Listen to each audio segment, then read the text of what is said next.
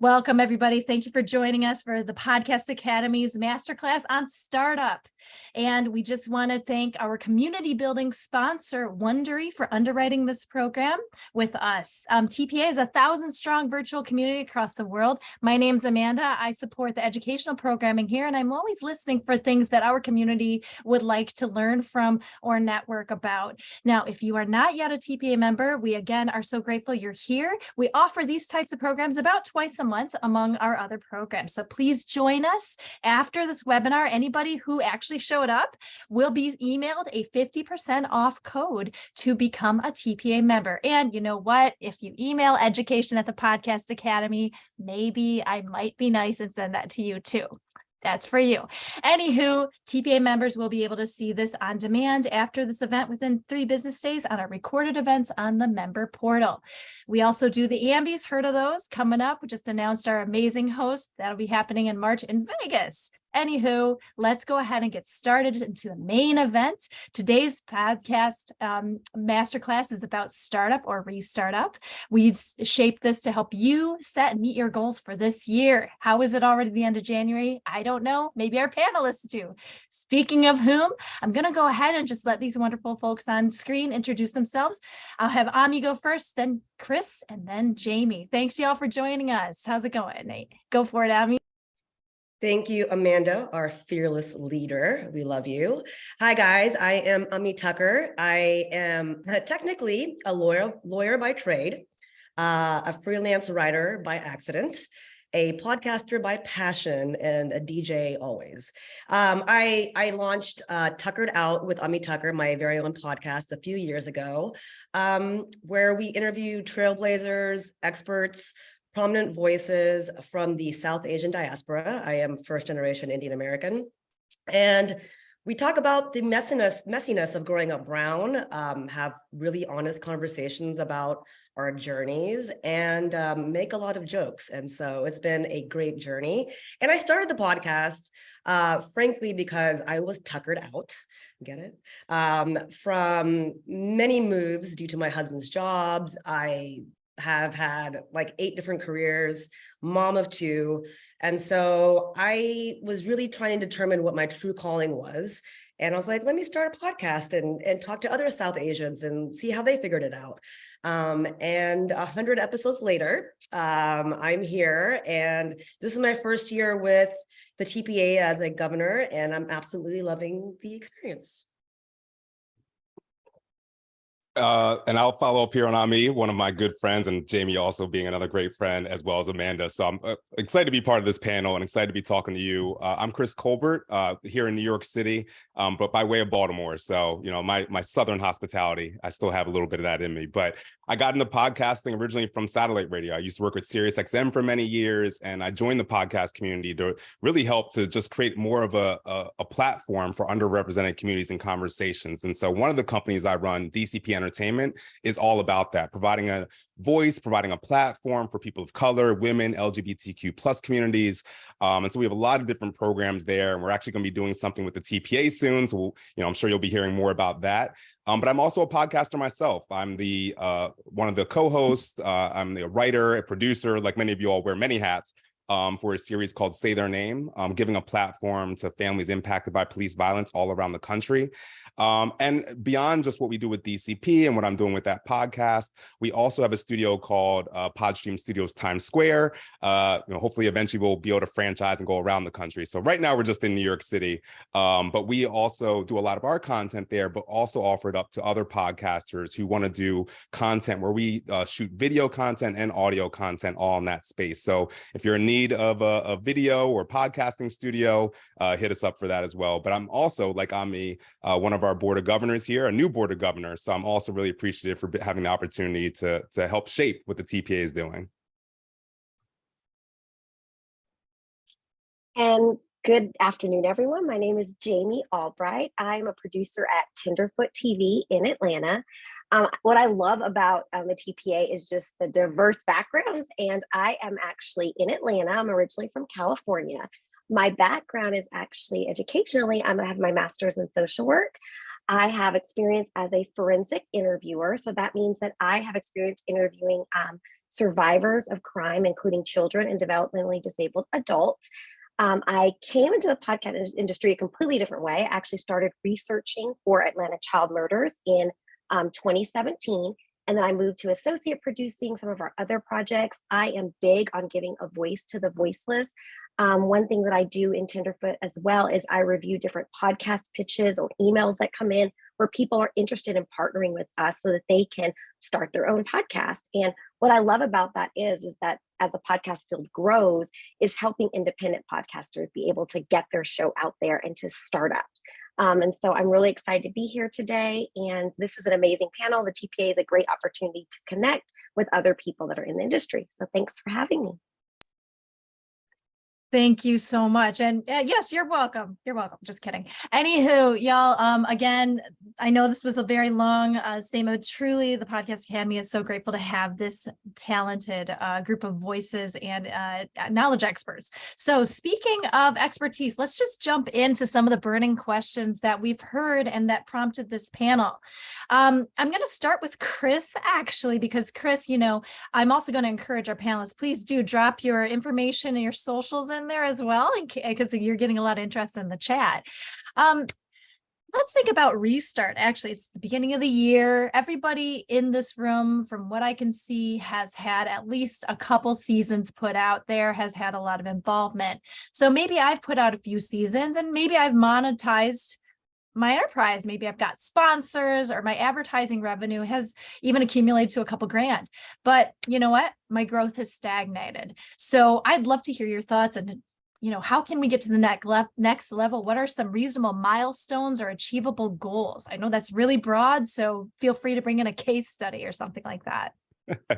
No, thank you for that. I think you know, everybody's at different stages within their podcasting journey, and I think all of us have different audiences. So I think you have to first take a look at, you know, what it is that you're doing. Also look at the resources that you have. You know, some of us have teams that we work with, some are just doing it by ourselves.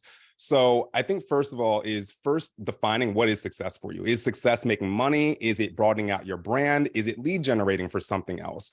And if you're not hitting that success, then I think you might want to reevaluate. First of all, is podcasting right for you? I know that's not something that everybody wants to hear, but sometimes maybe you can just, you know, have a social media presence, or maybe this is something where maybe you have a blog.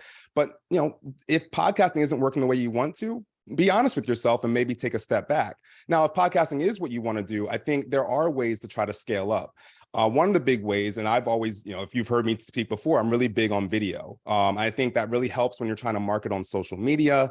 YouTube obviously has been really big, especially now that they have shorts. So I would look at incorporating video in your podcast, even if it's just shooting it on your phone. These phones are HD cameras. So, you know, just something that simple, taking quick little, you know, behind the scenes bites or just, you know, quick little snippets from your show can help growth, and looking at placing them in places, like I said, YouTube, social media, and don't forget TikTok. TikTok, as I'm sure you've seen with some of the news out there, is really getting a foothold in the podcast industry. So that's a great place to try to look for some growth. And again, think about your audience. You know, what is the age of your audience? What are your audience interests? Where are they getting most of their news? Where are they getting you know, the kind of content that you're putting out? So looking at those places I just mentioned, but also think about places like Reddit and places like Pinterest. I think those are overlooked opportunities there, especially if some kind of visual aspect. I know I mentioned video, but even pictures, even if you can, you know, find clip art or things to accompany with your audio, I think that can work on those kinds of platforms because there are niche audiences there. And so I think about your audience, think about the niche that you're serving, and try to find those communities that already exist as you continue to build out your own community. Okay, that is on point. And I happen to have noticed in my LinkedIn network that Pinterest has a dedicated recruiter for creatives. Wink, wink. You heard that from me. I think it's okay to say that. Chris, They literally just hit me up the other day. Oh, okay. Where's my invite? Just kidding. Anywho, that's really awesome to have heard. So just to recap, you're stating, you know, discover other avenues of outreach and do a bit more of audience discovery is what they call that. Reddit is a really good space I've heard you were naming as as well as Pinterest and TikTok, which, just for the record, TPA does have a really great on-demand talk by social media experts from Jade Media. Shout out to those wonderful folks on how to really leverage TikTok for podcasters. Excuse me, Midwest accent coming through. That's my goal this year, guys, to get on TikTok. I'm still scared. So I can't wait to see your dances. You are encouraging me, Chris. Oh my gosh. Well, Chris, I'm curious, since you are such a seasoned marketer, you kind of do everything. Tell me about what's been most effective for you in terms of your own growth. Have you noticed any game-changing things, or even just little aspects of your enterprise that have been tweaked by certain new things you've experimented with? Well, I'll go back to the video. And I think, I defined us as a podcast company, but we're a multimedia company. So we've always gone into this knowing that video was going to be a piece of this. And so I know there's the conversations of what constitutes a podcast, RSS feeds and all that, but the audience defines what a podcast is, at least in my mind. And so let's try to reach them where they are. And right now, where they are these social media platforms that the algorithms play into having video content. But I'll back up a second to also go back to YouTube. YouTube Shorts in the last, I'd say 3 months, has really been a great source of growth for us. YouTube is prioritizing those shorts. And I really feel like that's really cutting through to a lot of different audiences, especially if you have BIPOC audiences. There's studies out there that show that some of the biggest users of YouTube are Black and Latino audiences. And so that's where they are. That's where you can reach them. And so for us, that's been a great way to grow, especially because we also have, big name stars sometimes as guests. But even if it's not a big star, the topics, the keywords that people use to search. I'll mention one quick tool that can be great for you, and it's very low cost. I'm sorry, I can't remember exactly how much we pay for it, but it might be something like $5 a month. It's vidIQ, VIDIQ. That helps you to find keywords, to be able to, help help your videos reach more audiences. It also gives you a checklist of, do you have a thumbnail? Did you put a link in your bio? And actually speaking to that, that is the other part of growth that we've seen. It's not just putting up the video and trying to get views there. Make sure that you comment on your own video and have in the description a pod link, and we use pod link, but some kind of link that will take people to a third-party site or even your own website that allows them to then click and say, I want to listen to this on Apple or Spotify. Don't just put a Spotify link or an Apple link, because not everybody uses those platforms. Some people use Pocket Cast. So we use Podlink because it just aggregates all those different places you can get our podcast and that specific episode. And so we put that in our comment. So even if you don't read our description, you'll see the first comment, we pin it there, and you're going to be able to click that and get back to our show. And we actually can still track that through our podcast hosting site to see who's clicking on that and where the traffic's coming from. So YouTube, I think, is a great way, and YouTube Shorts specifically. Oh my gosh, that's game changing. Chris, it's the last thing, and I'm going to kind of move into talking with Jaime a little bit as well, because what I'm hearing is it takes a village to get this stuff done. And I know Jaime works well with a lot of different villages. So Chris, Gabriel submitted a really great question about, what I think I can empathize, a lot of us might be feeling is a sense of overwhelm. It's like, there's so many things you should do or could do. Now, and I love how this is phrased. I know the conventional wisdom is small wins over time. Do you have any stories besides the YouTube Shorts, which is such a game changer, of big reaches that you're aware of with clients you've supported, or even your own past shows that kind of tripled, doubled, or 10 times, I don't know what the word for that is, any type of growth, or even things that you've heard of that have really made that impact? Yeah, and I'll go back to when we first started as a company, we were an unknown brand. We had unknown shows at times. And so we leaned into a lot of those smaller apps. And I say smaller, but they have large audiences. Like I said, Pocket Cast is one of them. Castbox is another. I think those are great opportunities. And some of those platforms give you free opportunities to get editorial content. So Pocket Cast, we used a lot early on, where they literally send out a list every quarter. It used to be every month, but now it's every quarter. They send out a list and say, hey, we have these buckets. Do you have a show that goes into, like, we're around Halloween? Do we have any spooky story, kind of content? Or we're coming up in June, Black Music Month. Do you have any music type of opportunities? But then there's also opportunities where you can submit your own list. And we really love doing that, where, we would put together our own editorial list and say, here's some of the great, BIPOC political focused content. And we put a couple of our shows in there, and then we'd also list 3 other shows from other networks or independent podcasters. And not only does that help promote ourselves, but now we help the entire community try to grow. And by doing that, and this is not why we're doing it, but the benefit of that is now you're helping other podcasters who now want to then go out of their way to help you eventually. And so I think Pocket Cast is a good opportunity for that. And then if you do have money, Castbox, I think, is a good one. We just started doing this recently. And shout out, I'll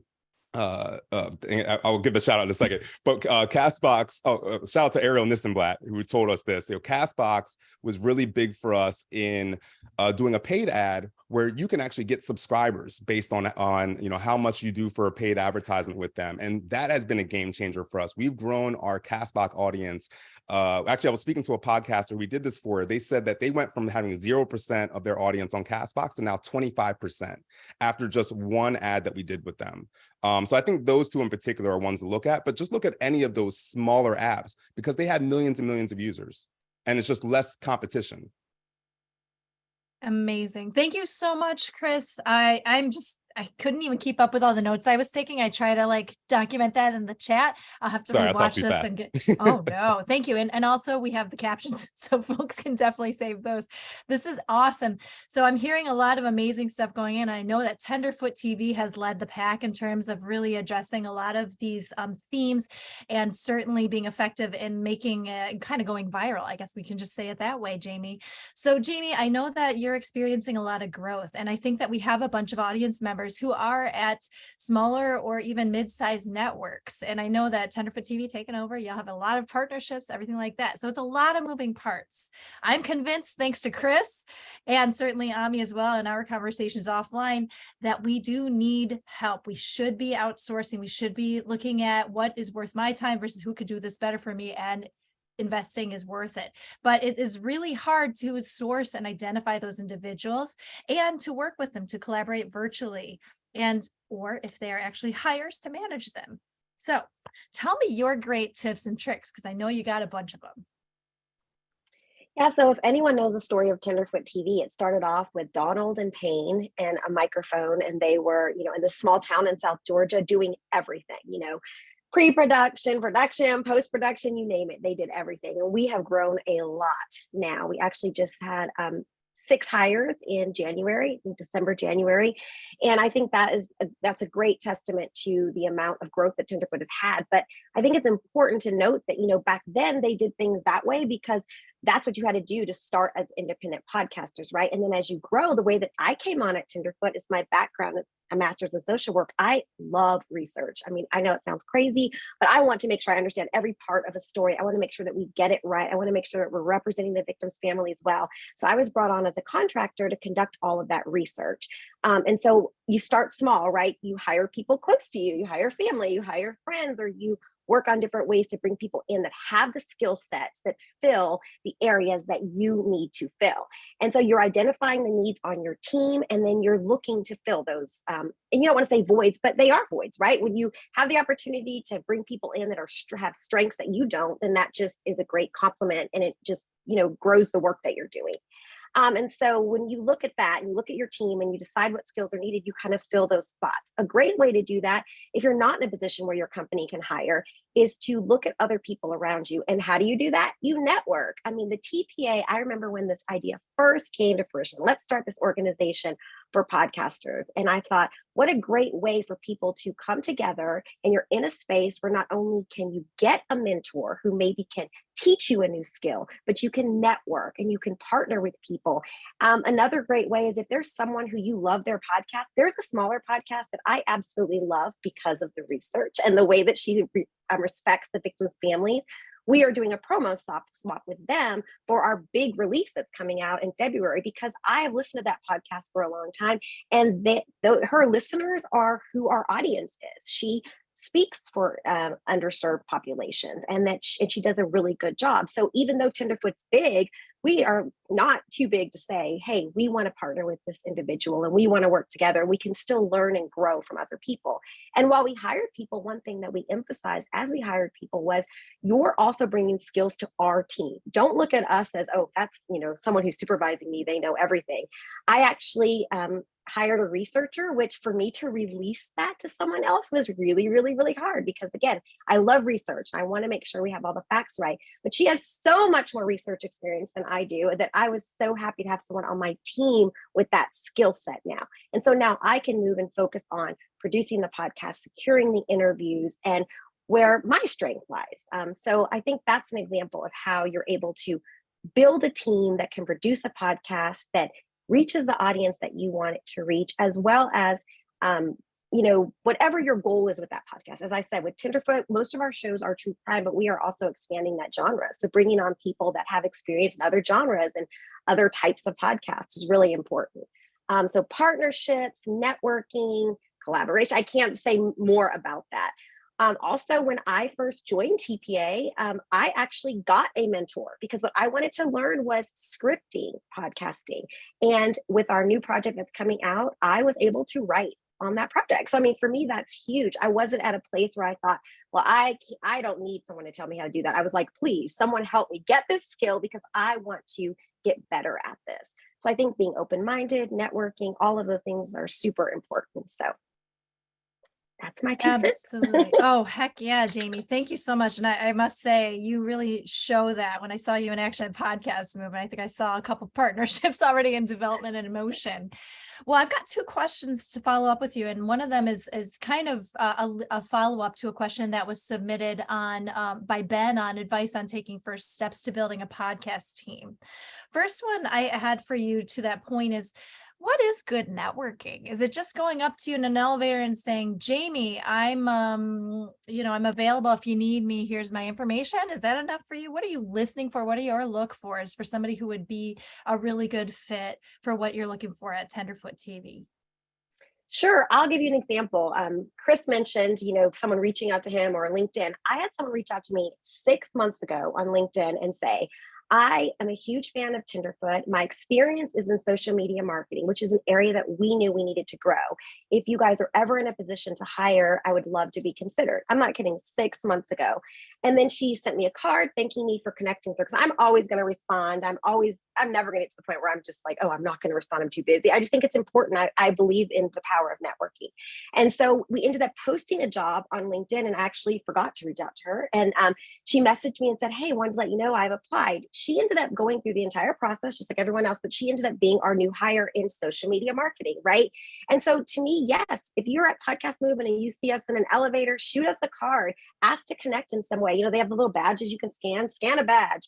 I don't think there's any really wrong way to network unless it's weird or creepy, but otherwise it's just fine to reach out and say, this is my skill set. But again, I also have to say too, that getting involved at the Podcast Academy, and I can't say that enough. Now it's down to $50 to join for the year. So you're in these groups, you're in these different trainings, and you can reach out to someone after. I have a meeting on Friday with someone who attended a panel that I was on months ago, but he has additional questions in it and about interviewing and being trauma informed because he's stepping out of his current genre and moving into true crime. And so we have a meeting on Friday just to discuss some tips and some tricks. So I don't think there's a bad way to network. I love it. And I think that that's just one example of really doing your research, because I saw that people were saying they love research too, Jaime. Totally sane. And also really just to Chris's earlier point is really zeroing in on your audience, just deeply understanding and finding the shared affinity and making sure that that is something that you can answer as a hiring person, that you can answer also as somebody on the team, like what is the value add? I also love how you phrase, Jaime, treating your teams as co-conspirators, collaborators, consultants, not just hires, because that also opens up the expertise that person might be able to give to you that you hadn't already explicitly known. And I just know that just as somebody who's been on both sides of hiring and being hired. I also have one more follow-up question for you. So besides LinkedIn and TPA, thanks for that shout out. where else can you source talent that might have the specific skills and experience that a person like Ben or anybody in here who's looking to grow their team or outsource a task that is better done by somebody else? I'm aware, for example, of Air Media has a really great database. They're one of our partners here for tape syncers and also other types of talent. There's job boards, of course, and then Tink Media for promo show swaps. That could be also a great place to find shared affinities and share talent. But are there any other spots that you're aware of that podcasters move around in, or conferences coming up? Well, I know Podcast Movement Evolutions is coming up. And then, of course, Ambies is going to be at the same time there. I know for some people, especially if you're starting off, it's hard to think of traveling to these big events, right? If cost is a barrier for you, but I cannot stress the importance of those events, just to sit in on panels, to grab someone after a panel and say, hey, can we have coffee? Usually there's the opportunity for you to schedule meetings with people during that time frame as well. Many events, as Amanda mentioned, do have scholarships for independent podcasters, and there's opportunities for you to, go for free. While that might cover it won't cover everything, but, stay at a smaller hotel. There's other ways that you can save money as well to be able to go to these. But if you can't, there's often virtual options. I've been on panels where people are attending virtually, and then afterwards they can submit questions or connect with you. I think that's another great way if you're not able to travel to the event. And I know with Tenderfoot, we were using, and I'm so sorry, I can't remember the name, we were using a site, as you mentioned, to find people to interview that just broadened our network, right? And I would have to look that up or message on my team members. But what was great about that was it was diversifying our pool of people that we can, potential interviewees.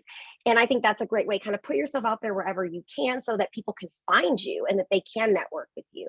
And also, who do you know? Honestly, typically good talent knows good talent. And so if you are working on a project and you are in, pre-production, and you know someone who is working for Tenderfoot or working for another big company and you're looking for something, reach out to them. You never know what they're looking for. Some of the people that we've hired at Tenderfoot also had a ton of experience on the pre-production side, but they actually want to learn and grow to be able to work on a different area of the podcast. And so they shared that in their interviews. So we want to make sure that we're tapping into our talent and that they are also growing and feeling that their needs are met in the workplace too. This is a creative space, right? And so it's important that creative people are able to learn and grow. So I so appreciate that, Jaime. It does take a bit of an investment, but it is worth it. If you check out the chat, everybody, and we will try to make the transcript available on demand for TPA members as well. We've named a bunch of other databases. I think I love how everybody's naming as well, diversifying talent. That is where the amazing stories come from, the new ideas come from. Please notice all of these really great networks that we've named: BIPOC and podcasters, Pod People, Walk-in Podcasters. Those are just some examples. So these are really good insights, Jaime. Thank you so much. And absolutely, I'm sure Ami, who I've got some questions for, is also going to talk about the various, Ami is like next level networker here. Oh my goodness gracious. Everybody take a look at Ami's website. You'll see all the pretty high level guests that she has found a way to connect to and bring onto her podcast. Teach us your ways. Ami, my first question for you is, that's awesome stuff. You are still a fearless indie podcaster by choice.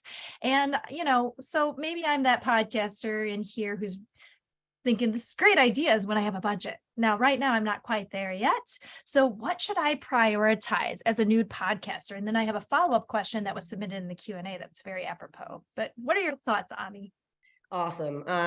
Well, a lot of copy paste from what Jaime and Chris have said. Hopefully my networking is not creepy, but yes, very aggressive. And the reason why I sound raspier than usual is because of the networking. I was recently invited to Sundance to podcast live at the festival. So good things can happen to indie podcasters, I promise. The focus in terms, straight up budget wise, when I first started, again, I was like Donald in Pain, doing everything by myself, no experience in anything. I reached out to Chris my first year and asked him to be my mentor, and he was like, "Who is this?" And I think the first thing to think about if you're starting or just or want to launch is to do a lot of research. Meaning, I have signed up for every pod newsletter. I have like, everyone's mentioned, networked quite a bit. And that really did start with TPA and podcast movement 2.5 years ago. Because I think as an independent podcaster, you can get really lonely, and it's so important to feel like you have a community, and you have to build that on your own, and with that community, you can understand what are other people doing, people that have already done this and are already built their platforms. What can I learn from them? And look, I think we've all heard this. Podcasting is the wild, wild west. So you got to treat it that way, especially as an indie podcaster. You got to try everything.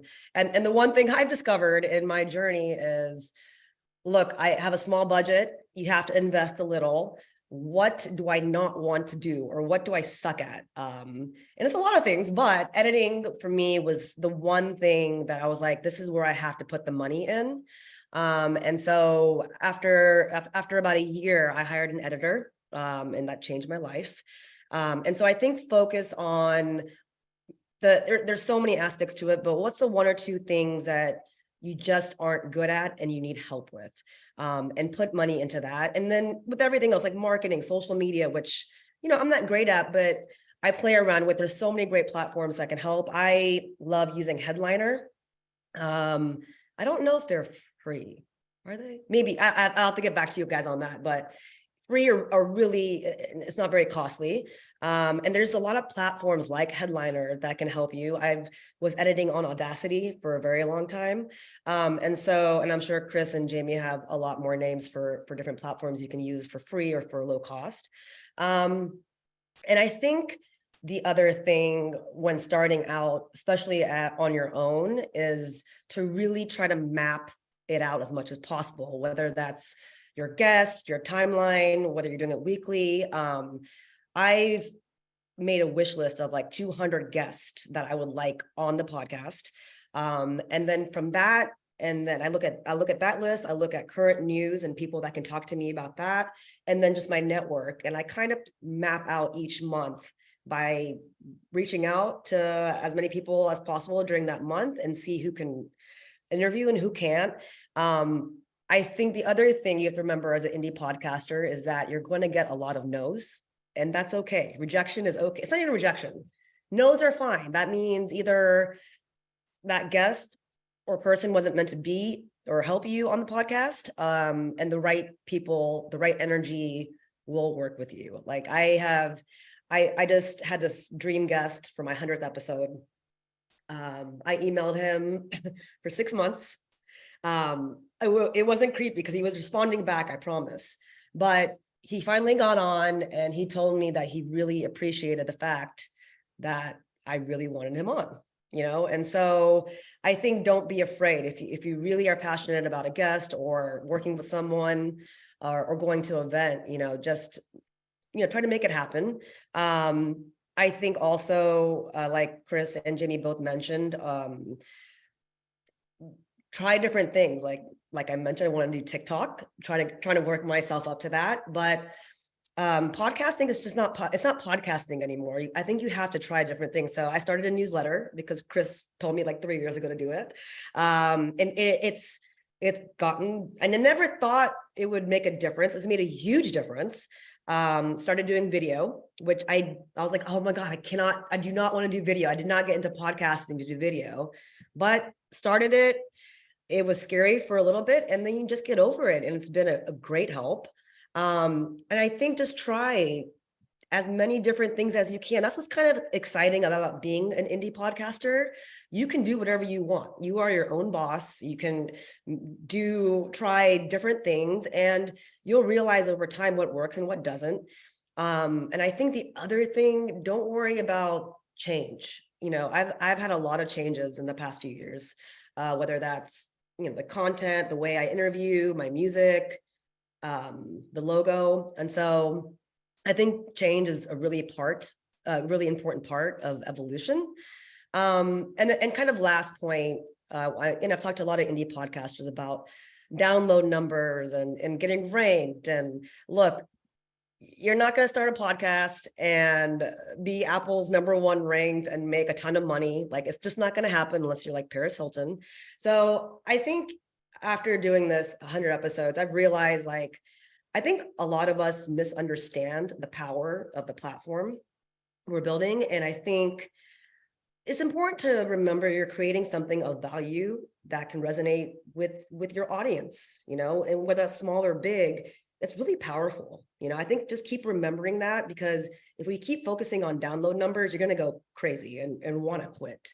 And I think it's really, for me, it's about bringing a community together that's never connected before. And I don't know, it's been, not to sound cheesy, but I built these amazing relationships. And if I never get picked up, or I never make the big bucks, or I never get ranked, I'm at peace with it. I think I'm just building this awesome community, and I think that should be your focus. And so keep going. Also be patient, very patient. Oh my gosh, that is so critical, because at the end of the day, nothing gets done if you lose motivation, if you're burnt out, and if you lose sight of really what are reasonable goals. Because I'm just going to cite a couple basic statistics. Most people who do a podcast don't get past 10 episodes. Not to sniff at that achievement. It is an achievement to produce one podcast episode. That's hours of labor. And, you know, short form and limited series, those are valid as well. So I don't think that it's reasonable to say everybody's goal should be to create a never-ending podcast every week. That is not realistic, nor does it serve certain audiences. It depends on what your purpose is. And the other thing truly is that, you know, we've noticed, and I think Sounds Profitable published, I think, some statistics that show, please feel free to correct me in the chat, that the number one way that people discover podcasts is through their immediate network. So to completely 100% what Ami had said, it is through word of mouth. Your vision and your voice are unique to you. So if you refine that, your audience will find you. And I'm speaking as a musician. I find a lot of overlap in that when it comes to marketing yourself as a creative in general. So Ami, congratulations on the Sundance gig. That is so cool. And also, I'm going to just open this up as well to really quick question that the anonymous attendee submitted, which I think is on a lot of the independent podcasters' minds here. I haven't even gone live with my first episode. I can relate. How do I get started? So even though we don't expect you to give us a walkthrough of every single step, where do you recommend is a good source of like the to-dos, the steps? Are these platforms you named? Do they have built-in tutorials, for example? What do you think, Ami? God, I don't even remember how I got started. I know I got started on Libsyn, and I had a tech friend help me out with that. So if you're asking me tech questions, I'm going to pass it on to someone else on this panel, because I don't even remember how that worked. But yeah, it's, you know, starting, I think first of all, it's scary. I remember publishing my first episode and being like, oh my God, like, this is crazy. I can't believe I'm doing this. Don't worry about it being perfect. It's not going to be, you know, like the first 5, 10, 15, 20 episodes, you're going to be figuring out what you want to build, what you want your content to be, what's working, and it's going to change. I'm happy to kind of, if you want to email me, I can kind of give you the platforms I'm using and what I started with, recording platforms and all that stuff. I'm happy to share that. I think the main thing is to start. I had this whole vision when I launched. I was like, oh my God, like my parents and my family and everything's getting crazy. I'm like, I had like 2 downloads. I'm like, calm down, it's fine. So I think it's more just the idea of get it out there, publish, and then keep going. It takes a long time to grow. And yeah, it's gonna change over time. And so if you're ready to go with your content, I don't know, Chris and Jamie, what you think about this. A lot of people say have 4 to 5 episodes ready to go and then launch. I just did it one at a time because I just wanted to get it out there. And I don't know what y'all's thoughts are. I guess it depends what kind of podcast you're doing. But yeah, happy to share the platforms I'm using. Just email me. I can put my email in here. I'll piggyback on you real quick just to say, yeah, I think it does depend on your type of podcast, but I am a firm believer in having, you know, what we call batch recording, having, you know, recording a bunch of episodes and having some in the can, because you never know what life's going to throw at you. You might get busy, you might get sick, you might be trying to chase down a guest, and you don't want your audience to suffer. Like, it really is big on what Ami is saying. Like, having that consistency, that's what's going to help you grow and build that community. Even if you're not growing those big numbers, you want to have that consistency there for your audience. And so having stuff that is in the can, as we say, can be helpful. But, again, certain shows are more timely. It's tied around things happening in the world, and you can't always do that. And so give yourself grace within that as well. But I do believe in having at least 2 to 4 episodes waiting, just in case. I was going to say the same thing about consistency, because that's how you're going to get your listeners. They're looking forward to that next episode that's coming out, and they're going to keep following with you. But to be honest with you, like, even though as Tenderfoot has grown, like, we were still a small company putting out a lot of big shows, and so we're just getting to the space with hiring that we have the breathing room to even say, okay, we've got 10 episodes banked. That's not something that we were doing even 2 years ago, because if you're working on lots of different projects, everybody's, kind of going in different directions. So give yourself that grace too, just because you're it's not an independent podcaster concern, even as companies grow, there's still that issue of, okay, we've got to get these, and you never know what you're going to change. We're a little advertisement here, Freeway Phantom releases February 15th. We've been working on that for 2 years. And so he had all of these episodes banked, and something changed. So we're going back and having to make sure, again, I'm huge on facts. I'm huge on ensuring that what we're putting out is accurate. So we're going back now and we're doing some changes to some kind of middle episodes. So even if you have it all perfectly planned out, right, something could happen. So just give yourself that grace and, get a mic and publish your episode and just keep going. And also, I needed you guys a few years ago, by the way. I'll add one more thing in here too, and we're actually doing this with the podcast that we're going to, be producing with the TPA, Podcast 360, where we want to batch record a lot of stuff in advance, not just because of what we just discussed, but also so we can market better. So now we know what we have. Now we can be more strategic about, okay, what clips are we going to use? How are we going to roll that out? What's the timing of all this? How's that going to lead back to the episode? So the more content you have sitting and waiting, the more strategic you can be with your marketing as well. I really appreciate that. That literally dovetails into something I was going to just add to this conversation. Sometimes, and I can empathize as an independent creative, you kind of need to really know, why am I doing this thing? I am creating a runway of X number of shows so that I can, whatever. So for example, I am building a runway of 5 shows so that I can promote in advance and send it to reviewers and send it to my friendly network in advance so that they can go ahead and listen and give me those numbers prior to my intention to pitch myself to platforms. There's a different cadence of marketing strategy within all of that. Or I am creating a full season because I am hired by this firm to produce this podcast as a marketing asset for the product. Very different strategy there. So I really appreciate all that stuff. And again, the P words, patience, combat that perfectionism. And then also, anonymous attendee, a lot of distribution platforms do have built-in education. That's kind of how I have a job too. That has built-in tutorials and YouTube. It can feel overwhelming. There's really no wrong answers. What I'm hearing, do the thing. We are in I know everybody hates this, the wild, wild west. There is no one way to do this. Ira Glass became the norm by default of broadcasting voice because they were the first. So that's just one more thing I wanted to add from Amanda and Azarina personally. So let me just open this up. So we have a lot of we have one more question here, which I think is very important as well to address. Actually, another one just came in. Keep them coming, y'all. So tell me about the number of downloads and engagements that you have found have been persuasive in selling ads or getting a partner or a sponsor. So I'll bounce that to, we'll just kind of go with Chris, then Ami, then Jaime. I'm going to shake it up there. So yeah, that's a complicated one. It really depends. It really does depend. And I think a lot of us are trying to get away from the CPM model, because it can undervalue niche audiences. But I will say, to the CPM model, to consistently sell ads, you're going to need 10 to 20,000 downloads, per week. And that's if you're talking about your entire catalog. And so that's a lot. Yeah, thank you for defining cost per mil, that's CPM.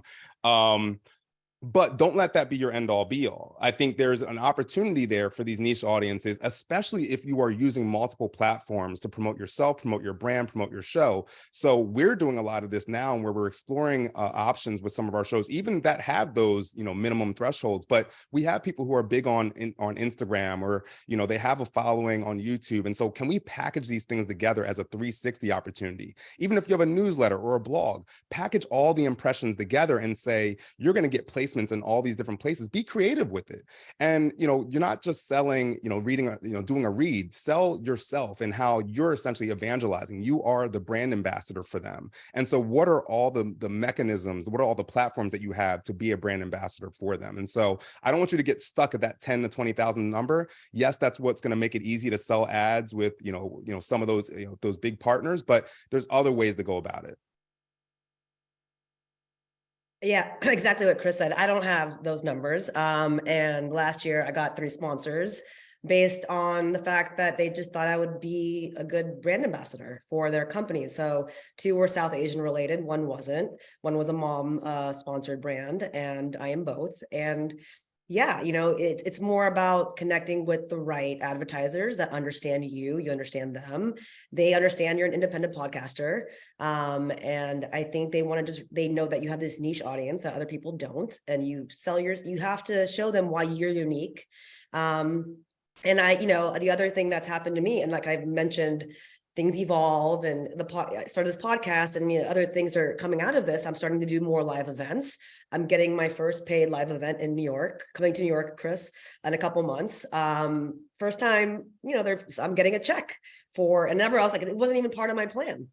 And it's just, I've done a few of them. People have heard about it, and you just never know where it's going to come from, I think. And so. Yeah, they've covered everything. All I want to say is, who would not want to partner with Ami and have her represent them or have her be on stage? If you've not met her, she is just amazing. So I think that's important, is that your podcast, you are the brand, right? You are the person who is reaching out and saying, how can I get these partnerships? But people, you mentioned a mom group. That's who listens to podcasts, right? Be very aware of who your audience is, who's listening, who could be those people that you reach out to. And don't sell that short. I mean, the people listening to podcasts are who they're trying to reach. And so, Ami, I love that you said that. I just wanted to add, Jamie's one thing that you just said to that. Don't sell yourself short. I think, honestly, for me, up till recently, I was like, I'll do things for free, and I was volunteering and giving my time, and recently I was like, wait a minute, like my content deserves to get paid for what I do. So I also think just know your authority and have faith in what your content is and what you do, what you have to bring to the table.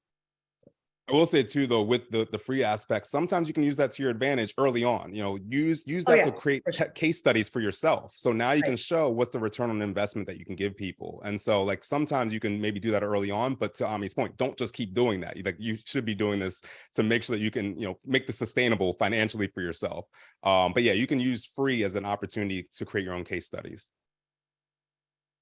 Oh, that's really on point. Case studies. I mean, I think that this is going to call for other support that people might need in terms of how to pitch themselves, how to package an appealing deal. But in the meantime, though, don't be shy about just doing the initial outreach, it sounds like, because you miss 100% of the swings you don't take.